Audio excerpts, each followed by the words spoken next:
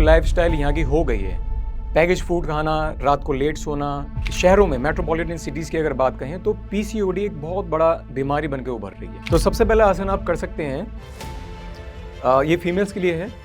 सो अपने फीट को वाइड करें, दोनों हाथों को अपने वेस्ट पर रखें। यहाँ से आप अपने हिप से सामने बेंड करें और ऐसे होल्ड करें। बाकी अपने हाथों को नीचे अगर आप टच कर पाएँ तो कर सकते हैं। लेग सीधी रखें और इसको होल्ड करें।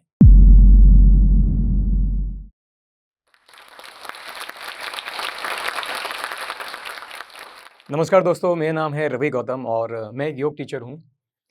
योग की शुरुआत मैंने अब से कम 15 से 20 साल पहले की थी और मुझे प्रोफेशनली योग सिखाते हुए 15 साल हो गए हैं।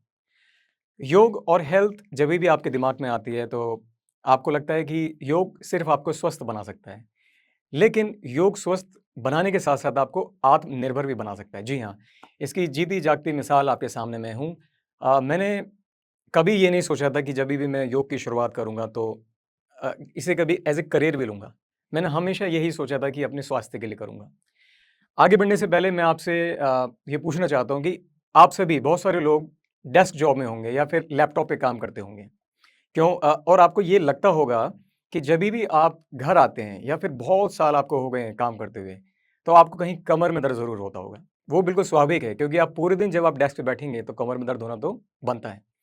तो आज हम कुछ ऐसी योग आसन और एक्सरसाइजेज करेंगे जिनसे कि आप अपने डेस्क पे बैठे-बैठे कुछ ऐसे योग आसन और ऐसे एक्सरसाइजेज कर सकें ताकि उस काम का जो लोड है वो आपकी हेल्थ पे ना आए। तो आगे बढ़ने से पहले आप जहाँ भी हैं, अपने ऑफिस में हैं या अपने घर पे हैं, आपके पास एक चेयर रखी होगी। सो आई नीड ए चेयर और मैं उसके साथ कुछ ऐसे एक्सरसाइजेज या आप कह लीजिए कि योगिक क्रिया बताऊंगा जो आप अपने ऑफिस या घर पे कर सकते हैं। तो आपने अक्सर ये महसूस किया होगा कि जब भी आप अपने डेस्क जॉब या लैपटॉप पे काम करते हैं तो आपकी बैक हंच हो जाती है। इससे होता है क्या है कि बहुत साल बाद या फिर जब भी कुछ महीनों बाद आपको ये फील होता है कि आपकी जो बैक वो टोटली हंच होने लग गई है और आपके लोअर बैक में दर्द होता है। तो आप क्या कर सकते हैं अपने काम के बीच में, जब भी आपको लगे कि यू गेट टाइम, तो आप सीधे बैठिए, फिंगर्स को इंटलेस करिए और अपने आर्म्स को, अपने हाथों को ऊपर उठाते हुए अपनी बैक को, अपनी स्पाइन को लंबा खींचिए। इससे होगा क्या कि जो कंप्रेशन आपके बैक में हो रहा है, आपके वर्टिब्रे स्ट्रेच होंगे। उसके बाद यहाँ से आप अपने चेयर का सपोर्ट लेके हल्का ट्विस्ट कीजिए और होल्ड कीजिए। उसके बाद दोबारा से अपने हाथों को उठाइए और यहाँ से दूसरी तरफ भी ट्विस्ट कीजिए। ऐसा आप कम से कम 5 से 10 बार कर सकते हैं और हर बार कम से कम 30 सेकंड्स के लिए होल्ड करें हर तरफ। उसके बाद अपने चेयर के बैक एजेस पकड़ के आप अपने चेस्ट को लिफ्ट कर सकते हैं। इससे होगा क्या कि जो भी हमारा पोस्चर हंच में है, हमारे चेस्ट मसल्स पे वर्क होगा और हमारे बैक मसल्स पे वर्क होगा। आप अपने हाथों को बिल्कुल सीधा करके रखें, चेस्ट को उठाएं और अपनी आंखों को बंद करके नॉर्मल सांसें लें। उसके बाद अपने हाथों को सामने लाएं, इंटरलेस करें और बैक को हंच करें और साथ में अपने नेक को भी स्ट्रेच करें, क्योंकि कई बार क्या होता है कि हमें जो लाइफस्टाइल डिसऑर्डर्स में से बहुत सारे जो स्टूडेंट्स हैं मेरे, उनको ये सर्विकल इशू की दिक्कत रहती है, सर्विकल स्पाइन का। तो इसके लिए आप क्या कर सकते हैं, अपने दोनों फिंगर्स को इंटरलेस करना है, अपने माथे पे ऐसे प्रेस कीजिए और यहाँ से आपके हाथ जो होंगे आपके हेड को पीछे धकेल रहे होंगे और आपका जो हेड है वो आगे फोर्स लगा रहा होगा, इक्वल एंड अपोजिट। सो यहाँ अपनी आईज क्लोज करके आपको ऐसे 30 सेकंड्स के लिए होल्ड करें, फिर ऐसा ही पीछे से भी रिपीट करें, हेड को आगे फोर्स करें और अपने हेड से पीछे फोर्स दें और उसके बाद अपने नेक से साइड टू साइड मूव करें, आगे पीछे ही मूव करें। मैं बेसिकली दिल्ली से हूँ और जो मेरा जन्म है वो दिल्ली में ही हुआ। बचपन में कुछ ऐसा कोई इरादा नहीं था कि मैं योग टीचर बनूंगा या फिर मैं योग में आऊँगा। जो योग का मार्ग मुझे ईश्वर ने दिखाया वो मेरी बीमारियों के कारण मुझे दिखाया गया। जब मैं 9वीं 10वीं क्लास में था तो मुझे अक्सर इतनी बीमारी हुआ करती थी, मतलब मौसम बदलता था और मुझे सर्दी, ज़ुकाम, डाइजेशन इश्यूज़ रहा रहा करते थे। तो मेरा जो बचपन था वो दवाइयों के बीच गुज़रा। मुझे इतनी हद तक बीमारी होने लगी थी कि मुझे डॉक्टर के पास जाने से पहले पता रहता था कि डॉक्टर आज क्या लिखने वाला है, क्योंकि वो दवाइयाँ इतनी रिपीटेड थी। तो बचपन कुछ ऐसा गुज़र रहा था, तब मैं कॉलेज में आया और कॉलेज में मेरे दोस्त की जो माता जी, उन्होंने मुझे बताया कि बेटा आप अनुलोम-विलोम प्राणायाम करो, जिसमें हम एक नोस्ट्रिल से साँस लेके दूसरे से निकालते हैं। तो मैंने उनकी बात मान के धीरे-धीरे ये करता रहा और मुझे उससे बहुत अच्छा फ़ील हुआ। जब मैं अपने कॉलेज के दिनों में था, तो उस वक़्त मुझे योग प्रैक्टिस करने का एक भूत सवार समझ लीजिए या मुझे एक बहुत अच्छा लगने लगा उससे। तो मैंने अपने लिए एक मैट ऑर्डर करी। मेरे अंदर उस समय इतनी उत्सुकता थी योग के बारे में कि जहाँ भी किसी अखबार में कोई कटिंग भी हुआ करती थी या कहीं भी कोई आर्टिकल होता था, मैं उसे काट के रख लिया करता था। तो मैंने एक अपना फ़ोल्डर बना रखा था और जिस भी हॉस्पिटल में मैं जाता था, जैसे मैंने आयुर्वेदिक में भी गया, तो वहाँ पे जो बुक्स मिला करती थी, वो अपने पास रख लेता था मैं। तो समय बीतता गया धीरे-धीरे और जैसे होता है कि हमारे माँ-बाप हमें एकेडमिक्स में अगर आप हैं, मैं पढ़ने में शुरू से अच्छा था, तो घरवालों ने कहा, "बेटा या तो तुम डॉक्टर बनो या इंजीनियर बनो।" तो डॉक्टर में मैं थोड़ा-सा खून ये सब देख नहीं सकता हूँ मेडिकल वगैरह, तो मैंने अपने घरवालों से कहा कि पापा मेरे बस की ये तो नहीं है ये, तो मैं इंजीनियरिंग में शिफ्ट हो गया। तो इंजीनियरिंग के दूसरे साल में मुझे रियलाइज़ हुआ कि ये जो ज़िंदगी मैं जीने वाला हूँ, मैं इस ज़िंदगी के लिए नहीं बना हूँ, जहाँ मैं एक डेस्क पे बैठा रहूँ और अपनी ज़िंदगी बैठे-बैठे ही काट दूँ। तो जो ये योग प्रैक्टिस मैं कर रहा था, इसी ने मुझे इस करियर की तरफ यानी कि योग टीचर बनने की तरफ क्योंकि मुझे ऐसा लगा जब मैं योग से अपने आप को ठीक कर सकता हूँ, तो क्यों ना ये ज्ञान और ये स्वास्थ्य पूरे लोगों को बाँटा जाए। तो धीरे-धीरे वक़्त बीतता गया, घर की तरफ से ऐसा कोई सपोर्ट नहीं था। जब मैं 12th से निकला, तो दिल्ली में एक इंस्टीट्यूट है Morarji Desai national institute of yoga, तो मैं वहाँ गया। लेकिन अनफॉर्च्युनेटली ये आप मान सकते हैं कि उस वक़्त कोई भी कोर्स ग्रेजुएशन से पहले नहीं बना था। तो उन्होंने कहा बेटा पहले आप ग्रेजुएशन करो, उसके बाद आना। तो ऑप्शन कुछ बचा नहीं था तो मैं गया और बीटेक में मैंने एडमिशन ले लिया और इंजीनियरिंग चल ही रही थी लेकिन उस बीच भी मैं डेली योग प्रैक्टिस करा करता था। उस डेली जो प्रैक्टिस मैं करा करता था, उससे मुझे ना शारीरिक लाभ हुए बल्कि मुझे मानसिक लाभ भी होने लग गए। मेरी पर्सनैलिटी, मेरा जो डर और मेरा जो एक एंग्ज़ायटी थी वो सब निकलने लग गई। जो मैं सोशली जाने में घबराता था, उससे मैं बहुत अच्छा महसूस करने लग गया। धीरे-धीरे मैंने इंजीनियरिंग कंप्लीट करी और 2015 के करीब मैंने अपनी ज़िंदगी की पहली क्लास ली थी और उसके बाद से फिर मैंने पीछे मुड़ के नहीं देखा, मैं किसी और करियर की तरफ नहीं गया। घर वालों ने बहुत बार कहा, "बेटा सरकारी की तैयारी कर लो।" सरकारी की तैयारी भी करी, सरकारी नौकरी होगी, लेकिन ईश्वर को कुछ और ही मंज़ूर था। तो धीरे-धीरे मैं क्लास लेता रहा, मैं दिल्ली में क्लास लिया करता था और आप ये मान लीजिए बहुत कम उस समय में ऐसी कोई आमदनी नहीं थी, लेकिन कहीं न कहीं एक ईश्वर का दिखाया हुआ मार्ग, एक हिम्मत मेरे साथ थी कि मुझे चलना चाहिए योग के मार्ग पर। तो साल आया 2020 उस वक़्त जब कोविड की लहर आई पहली और जब उसके बाद मुझे ऋषिकेश जाना हुआ। तो माँ गंगा और ऋषिकेश की धरती ने मुझे इतना प्यार दिया कि वहाँ पे मैंने प्रैक्टिस करी, गुरुओं के साथ सीखा और वहाँ एक घाट है, साईं घाट। मैं वहाँ प्रैक्टिस करने जाया करता था और धीरे-धीरे मैं प्रैक्टिस करता रहा। मेरे इस सफ़र में प्रिया जी का बहुत बड़ा हाथ रहा, वो भी एक योग टीचर हैं। तो उन्होंने मुझको इंस्पायर करा कि आप इंस्टाग्राम पे अपनी वीडियोज़ डालो। तो वहाँ पे मैं रील्स के फॉर्म में आपसे जो लोग हैं उनसे शेयर करने लग गया नॉलेज को। तो मैं डालता रहा वो वीडियोज़, वो रील डालता रहा लेकिन 2020 में जनवरी का ये महीना इसी साल की बात है। मेरी एक रील वायरल गई और उस पे कुछ 20 मिलियन के करीब व्यू आए और मेरा जो इंस्टाग्राम अकाउंट है वो एकदम अ, 10,000 फॉलोअर्स से सीधा 4 लाख पे पहुँचा। तो हुआ ये उससे कि अब मैं आज के वक़्त में इस योग करियर से आत्मनिर्भर भी हूँ और पूरे विश्व में मतलब यूरोप, यूएस, ऑस्ट्रेलिया हर जगह मैं योग सिखा रहा हूँ और मेरे स्टूडेंट्स ऑनलाइन हैं। तो अब बढ़ते हैं कि आप अपने जीवन में योग कैसे शामिल कर सकते हैं। अक्सर जो मेरे स्टूडेंट्स हैं और उसमें मोस्टली जो फीमेल्स हैं, उनको जो एक दिक्कत आती है वो आती है अनबैलेंस्ड या आप मान लीजिए कि हार्मोन्स डिस्टर्ब होना। तो जो शहरों की लाइफ़ है, जो लाइफ़स्टाइल यहाँ की हो गई है, पैकेज फूड खाना, रात को लेट सोना, बहुत कम नींद लेना, सुबह बहुत जल्दी उठ जाना। तो जो फीमेल्स में एक शहरों में मेट्रोपॉलिटन सिटीज़ की अगर बात कहें तो पीसीओडी एक बहुत बड़ा बीमारी बन के उभर रही है। इसमें आप होता क्या है कि फीमेल्स के जो पीरियड्स हैं वो इर्रेगुलर हो जाते हैं और सिस्ट फॉर्मेशन होने लग जाती है उनके ओवरीज़ में। तो आप अपने जीवन में भले ही आप 1 घंटा ना निकाल पाएँ, लेकिन 15 मिनट आप ज़रूर निकालिए और उसमें कुछ ऐसे आसन हैं जो आप कर सकते हैं पीसीओडी के लिए। तो सबसे पहला आसन आप कर सकते हैं ये फीमेल्स के लिए है। सो अपने फीट को वाइड करें, दोनों हाथों को अपनी वेस्ट पे रखें। तो पहला आसन हम कर रहे हैं प्रसारित पदोत्तान आसन। यहाँ से आप अपने हिप से सामने बेंड करें और यहाँ से होल्ड करें। बाकी अपने हाथों को नीचे अगर आप टच कर पाएँ तो कर सकते हैं। लेग सीधी रखें और इसको होल्ड करें। उसके बाद जो अगला आसन आप कर सकते हैं वो है गॉडेस पोज उत्कट कोण आसन। तो अपने टोस को राइट और लेफ्ट टर्न करें, अपने नीज को बेंड करें और अब ध्यान रहे कि आपकी नीज और एंकल्स एक लाइन में हो। यहाँ से आप इनहेल करके अपने आर्म्स को ऊपर उठाएं या फिर अपने चेस्ट के सामने आप रख सकते हैं हाथों को। इसके बाद आप अगला आसन करें मल आसन, यानी अपने टोस को थोड़ा सा डायगोनल टर्न करें, हाथों को नमस्कार में जोड़कर धीरे से नीचे बैठें। इस आसन का नाम है मल आसन। ये जितने भी आसन हैं इनको कम से कम 30 सेकंड से 1 मिनट के लिए होल्ड करें। उसके बाद आप कर सकते हैं बद्धकोण आसन। अपने सोल्स को ज्वाइन करें।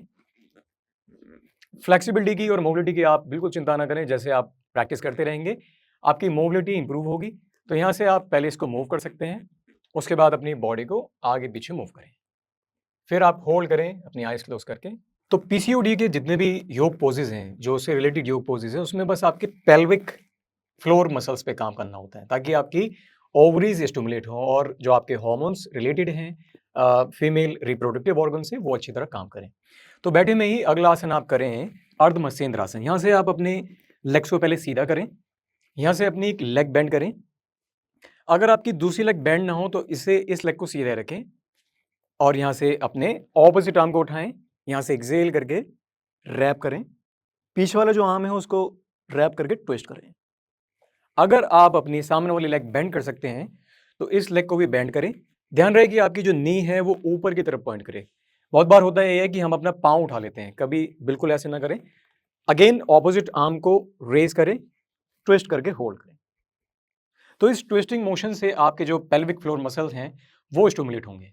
और लास्ट में जो आसन आप कर सकती हैं वो है अपने बैक पे लेटें और यहाँ से अपने सोल्स को ज्वाइन करें, पाँव के जो सोल्स हैं, अपने हाथों को रखें, अपने हेड को रखें, सुप्त बद्धकोण आसन।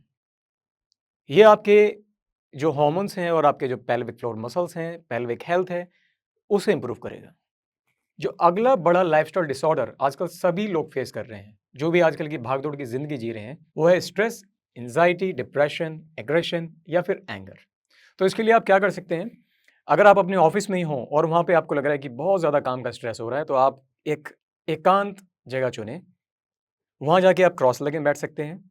बैठने से पहले अपने नीचे कोई कुशन रख लें और यहाँ से आप अपने हाथों को लैप में रखें या फिर ज्ञान मुद्रा बनाएं और उसके बाद अपनी सांसों पे ध्यान दें। जो भी आपकी नेचुरल नॉर्मल सांसें हैं, बिना किसी बदलाव के उन्हीं सांसों पर ध्यान दें। इसे हम कहते हैं आनापान मेडिटेशन। अपने सांसों को बस आते जाते देखिए, बिना किसी बदलाव के उसके टच को महसूस कीजिए और धीरे धीरे आप पाएंगे कि आपका जो स्ट्रेस है वो इंस्टेंटली धीरे धीरे जाने लगा है। तो चलिए मिलकर करते हैं आनापान मेडिटेशन को। आप जहाँ भी हों बैठ जाएं और अपने लेग्स को क्रॉस कर सकते हैं तो अच्छी बात है, नहीं तो जहाँ भी आप बैठे अपनी बैक को सीधा रखें, अपने हाथों को लैप में ले आएं और यहाँ से अपने नेक को सीधा रखें। आती और जाती सांसों पर ध्यान दें, बिना किसी बदलाव के। इनहेलेशन यानी कि जब आप सांस ले रहे हैं उसको महसूस करें अपने चेस्ट में, बेली में जाता हुआ। एक अच्छा तरीका सांस लेने का यह है डिस्ट्रेस करने के लिए कि आप हमेशा अपने पेट को एक्सपेंड करके सांस लें। कभी आपने बच्चा देखा होगा तो वो बच्चे सांस लेते हुए अपने पेट को फुलाते हैं और यही एक बहुत अच्छा तरीका है। यहाँ से आती और जाती सांसों को महसूस करें। विचार आए तो विचारों को आने दें और जाने दें, सिर्फ अपनी सांसों पर ध्यान। तो जब भी आप ये सभी प्राणायाम और आसन की प्रैक्टिस करेंगे तो ज़रूरी नहीं है कि पहले बार में आप इनको बहुत अच्छी तरह करने लगेंगे। अक्सर होता क्या है कि जो मेरे स्टूडेंट्स हैं जिनको मैं योग सिखाता हूँ या मैं माध्यम बनता हूँ, उनके साथ होता क्या है कि वो अपने फ़ोन से डिस्ट्रैक्ट हो जाते हैं। कभी जो विचार हैं या जो प्रेशर है वर्क का, वो उनके दिमाग पे हावी होने लगता है। आपको बस ये समझना ज़रूरी है कि आप पहले दिन से ही परफेक्ट नहीं बनेंगे और परफेक्ट बनने की ज़रूरत भी नहीं है। बस आप एक साधक बने, योग को प्रैक्टिस करें, अपने जीवन में लाएँ और आप खुद ये महसूस करेंगे, आपको किसी को बताने की ज़रूरत नहीं पड़ेगी। आप खुद महसूस करेंगे कि ये जो जीवन है, आप योग के माध्यम से और अच्छी तरह जी पा रहे हैं। अक्सर होता क्या है कि जो लोग ऋषिकेश या फिर पहाड़ों की तरफ मूव करते हैं कि हम शांति पाएँगे, तो शांति आपके अंदर ही है। आप अपने घर में भी वो शांति अनुभव कर सकते हैं। बस आपको मटेरियलिज़्म की तरफ कम जाना है, अपने विचारों को कंट्रोल करने पे ध्यान देना है या फिर विचारों को आने देना है और जाने देना है। पहले दिन आपको दिक्कत होगी, 1 महीना दिक्कत होगी, विचार आएँगे, जाएँगे, लेकिन धीरे-धीरे जब आप प्रैक्टिस में बने रहेंगे, तो विचार कम होने लग जाएँगे। और यही है योग का अंतिम लक्ष्य कि आपके विचार शून्य हो जाएँ। तो आप बस प्रैक्टिस करते रहिए, आप महसूस करेंगे कि आप इसमें बेहतर होते जा रहे हैं और अच्छा महसूस कर रहे हैं। तो दोस्तों ये तो बात रही स्वास्थ्य की कि आज हमारे लाइफस्टाइल डिसऑर्डर हैं, उनके लिए कौन से आसन करें और आप क्या-क्या अपने जीवन में बदलाव कर सकते हैं। मैंने शुरुआत में एक बात आपसे कही थी कि स्वास्थ्य के साथ आत्मनिर्भर कैसे बना जा सकता है योग के ज़रिए। तो आप एक योगाचार्य बन सकते हैं, एक योग टीचर बन सकते हैं अगर आपको अच्छा लगता है इसी प्रोफ़ेशन में आना। इसे करने के लिए आप किसी भी मान्यता प्राप्त इंस्टीट्यूट से कोर्स कर सकते हैं जो कुछ 200 घंटे से स्टार्ट होता है या फिर आप कुछ सरकारी इंस्टीट्यूट में भी जा सकते हैं। योग टीचर बनने के लिए सबसे ज़रूरी है आप में उस इच्छा का होना। कोई भी करियर दबाव से नहीं हो सकता है। जैसे मेरे साथ दबाव था कि इंजीनियर ही बनो या फिर सरकारी नौकरी की तैयारी करूँ, लेकिन मैंने अपनी मन की सुनी और ये मेरी इच्छा ही थी कि मैं रोज़ प्रैक्टिस करता रहा और आज भी करता हूँ, चाहे भले ही मुझे 15 मिनट मिलें। तो आपको यही समझना ज़रूरी है कि सिर्फ़ एज़ ए करियर इसमें ना आएँ। आप अंदर से पहले अपने आप को फ़ील करें, योग अभ्यासी बनना, योग साधक बनना और उसके बाद जब आपको लगता है, आप इसे पार्ट टाइम भी कर सकते हैं और जब आपको लगे कि आप फुल टाइम इसमें आना चाहते हैं, तो फुल टाइम योग टीचर बनें। बात रही कि आप आत्मनिर्भर कैसे बन सकते हैं और कितना कमा सकते हैं। तो शुरुआती दौर में आप इसमें 20 से 30 हज़ार भी कमा सकते हैं और फिर तो लिमिट लाखों में है। अगर आपका व्यवहार एक योग टीचर वाला है और आप अच्छे आसन और अच्छे ज्ञान दे सकते हैं, तो लाख रुपए कमाना कोई बड़ी बात नहीं है। आज मैं अपने बारे में बताऊँ तो मैं all over the world class लेता हूँ। ये मैं धन्यवाद देना चाहूँगा कि सोशल मीडिया को, जिसकी वजह से जो हमारा ज्ञान है, वो दुनिया के हर कोने तक जा सकता है। आज आप देखते होंगे कि सोशल मीडिया पे बहुत सारे योग टीचर और बहुत सारे नए-नए योग टीचर आ रहे हैं। तो सोशल मीडिया पे कुछ भी आप देखें, उसको खुद करने की कोशिश ना करें। पहले उसके बारे में बुक्स में नॉलेज ले लें कि वो सही भी है, नहीं है। तो जब मैं इस करियर में आया था या फिर ये कह लीजिए मैंने कभी सोचा नहीं था कि मैं योग टीचर बनूँगा, लेकिन धीरे-धीरे जब मुझे मेरी प्रैक्टिस अच्छी होती गई और मुझे खुद अच्छा लगने लगा, तो ईश्वर आपके मार्ग खुद ही खोल देगा।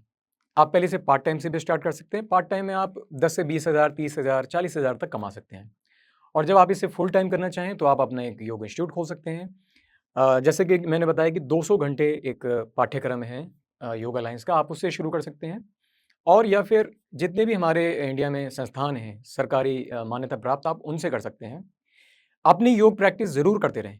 बहुत बार होता ये है कि हम योग टीचर बन गए तो हमने सीखना ही छोड़ दिया या हमने प्रैक्टिस करनी छोड़ दी। आपको अपनी प्रैक्टिस ज़रूर करनी है और जब आप ऑनलाइन क्लास लेंगे तो आप डॉलर और यूरो में भी कमा सकते हैं। लेकिन हाँ, आपको वो तो अपनी करेंसी में मिलेगा, लेकिन आप अच्छा कमा सकते हैं। सबसे बड़ी बात जीवन में ये होती है कि आप स्ट्रेस के साथ कोई काम ना करें। अगर आप लाखों की जॉब में हैं और आप उस काम को पसंद नहीं कर रहे हैं, तो वो करियर आपके किसी काम का नहीं है, क्योंकि वो घूम फिर के आपको स्ट्रेस और एक बेकार हेल्थ की तरफ ले जा रहा है। तो इस प्रोफ़ेशन की सबसे अच्छी बात ये है कि आप खुद भी फिट रहते हैं और आप लोगों को भी फिट करते हैं और आप मानसिक और शारीरिक रूप से स्वस्थ रहते हैं। अंत में दोस्तों मैं यही कहना चाहूँगा कि आज से 4-5 साल पहले मैं जो स्टॉक्स के स्टूडियोज़ में आया था। मैं ऐसी टॉक्स देखने आ गया था, मुझे इनवाइट किया गया था। तो मैं ईश्वर का धन्यवाद देना चाहूँगा और जो स्टॉक्स को कि उन्होंने मुझे इनवाइट किया, ताकि मैं अपने योग के ज्ञान को, जो भी मैंने आज तक सीखा है, जो भी मैं सीख रहा हूँ, उसको आप सबके साथ साझा करूँ, ताकि आप भी अपने जीवन में योग जब ना अपनाएँ जब आप बीमार हो जाएँ। आप योग जब अपनाएँ जब आप स्वस्थ हों और उसी स्वास्थ्य को आप कंटिन्यू करें, उसी स्वस्थ अवस्था को आप कंटिन्यू करना चाहें। तो बीमारी में मत पकड़िए योग को, पहले ही आइए योग में जब आप स्वस्थ हैं। और जितने भी और बच्चों से मैं कहना चाहूँगा, अगर आपको कोई डिफ़िकल्टी या मुश्किलें आ रही हैं, कोई भी आपका विश्वास नहीं कर रहा है, तो आप अपना विश्वास रखें। आप किसी भी प्रोफ़ेशन में हो, धरती के किसी भी हिस्से में हो, जब तक आप अपना विश्वास करेंगे, आप खुद का साथ नहीं छोड़ेंगे, कुछ भी काम इम्पॉसिबल नहीं है दोस्तों। और ये तो योग प्रोफ़ेशन हुआ, अगर आप कुछ भी करियर चूज़ करना चाहते हैं, तो उसमें कभी भी आप अपने आप को डिमोटिवेट ना होने दें। आप बस ईमानदारी से काम करें। आप जब ईमानदारी से काम करेंगे तो ईश्वर जो ऊपर है, वो हमेशा आपकी मेहनत को कामयाब करेगा।